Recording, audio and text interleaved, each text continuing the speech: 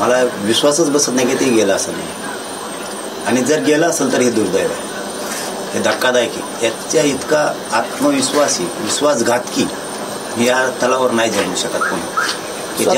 ज्या लोकांनी टीका केली, ज्या लोकांनी यांचं राजकीय करिअर बर्बाद करायचं ठरवलं असं तीच मान, त्यांनी तिथंच जाणं भेटायला. त्याचं काय तोंड बघायचं, आपले माणसं मारून टाकणारच, त्याचं काय तोंड बघायचं.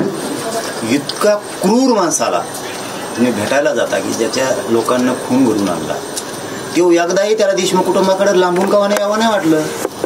तुम्हाला कोणत्या उकाळ्या पाकाळ्या एवढी माया फुटली त्याची की त्याला भेटायला जावं वाटलं. काय कोमात आहे काय तिथं कोमात आहे. अरे इतक्या क्रूर माणसाला जर भेटायला जाता तुम्ही तर या गोरगरीब मराठ्यांनी न्याय मागायचा कोणाकडे. देशमुख कुटुंब अंगुणात पडलेलं आहे. झोपीते का तुम्ही? तुमच्या राजकारणासाठी, तुमच्या एखाद्या पदासाठी, तुमच्या स्वार्थासाठी तुम्ही इकडे तिकडे हिंडता.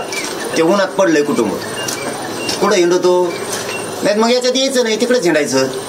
इकडं समाजाचं बी वाहवा करून घ्यायला पाहिजे, समाजाचा हात पाठीवर पाहिजे, आणि राजकारण पण करायचं. कोणचं एकच करायचं ना. मग इथं का बाकीचं नाहीत का?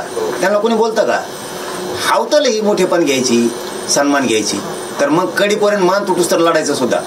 त्याला समाजाचा दाता म्हणतात, सेवक म्हणतात. इतक्या क्रूर माणसाला भेटायला गेला. इतकी क्रूर तर ती नाहीये. ते पंकजाताई मी पहिल्याने नाव घेतोय. एका पत्रकारांनी विचारलं होतं की ती मंत्री झाली, शुभेच्छा देतान का?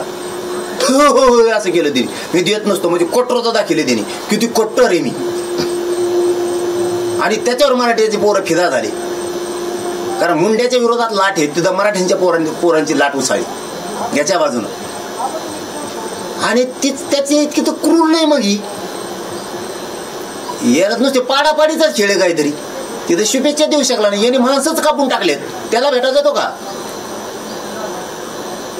ह्या मराठ्यांनी तुझ्यावर इतका विश्वास टाकला, गोरगरीब मराठ्यांच्या पोरांच्या तोंडात माती घालतो का? दुपारच औषध ओतायला काळीच कापून नेणारा प्रतितोलावरचा हा पहिलाच माणूस असू शकतो जर गेला असेल तर. त्याचं काय तोंड बघायचं? कोणत्या मराठ्यांनी कमी केलं तर? तुझ्या पक्षात होता पूर्वी, त्या पक्षाचे उपमुख्यमंत्री असताना एवढी लीड नाही, इतके मराठ्याच्या पट्ट्याने लीड दिली. कोणचं बहुमत पाहिजे होतं? 300 325 पोरं असेल, त्याचं तोंड सुद्धा बघत नव्हतं. या पोरानं रात्रंदिवस काम केलंय. 73 गावं फिरवले त्यांनी.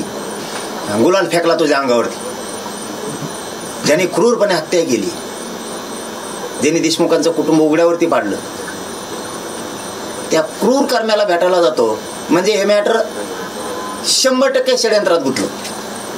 यांना आरोपी सोडून द्यायचे, चार्जशीट फोडायचे, आरोपी सोडून द्यायचे. हे मॅटर यांना पूर्ण दाबून टाकायचं. आणि दाबायला जसा खून करणाऱ्यापेक्षा, खंडणी मागणाऱ्यापेक्षा सामूहिक कट रचून जो घडून आणतो तो दोषी असतो ना, तसा सरकारपेक्षा जास्त दोषी राहणार. याच्यातला एक आरोपी सुटला तरी सगळ्यात जास्त, म्हणजे जे देवेंद्र फडणवीसने नाही केलं ते यांनी केलं. याला तिरस्कारच आहे मराठ्यांचा. या सरकारला मराठ्यांचा तिरस्कार आहे. फक्त मराठ्यांच्याच हाताने मराठ्यांवरती त्याला वारं करायची होती. जर सुरेश धस भेटला असेल तर 100% गोरगरीब मराठ्यांच्या काळजावरती वार केला त्या. म्हणजे कुठेतरी तुम्हाला असं वाटतंय का की सुरेश धसांनी आता विश्वासघात केला भेट घेऊन? अरे विश्वासघाताला दुसरा काही शब्द आहे का? मी आणतो जरा. विश्वासघात माणसाला गोड बोलून नेऊन कधीच फसवू नये. समोर सांगावं मी तो तोंडात आणणार आहे. गोड बोलून नेऊन फसवणं म्हणजे खूप मोठा दगा झाला.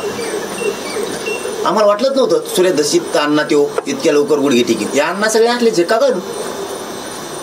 त्यांनी सुद्धा स्पष्टीकरण दिले की मी भेट घेतलेली आहे, पण ही जी भेट मोठापणा सांगायला पारिवारिक होती. स्वतः सुरेश धसांनी स्पष्टीकरण दिलं. पारिवारिकला चुलते पुतणे काय दोघं ती?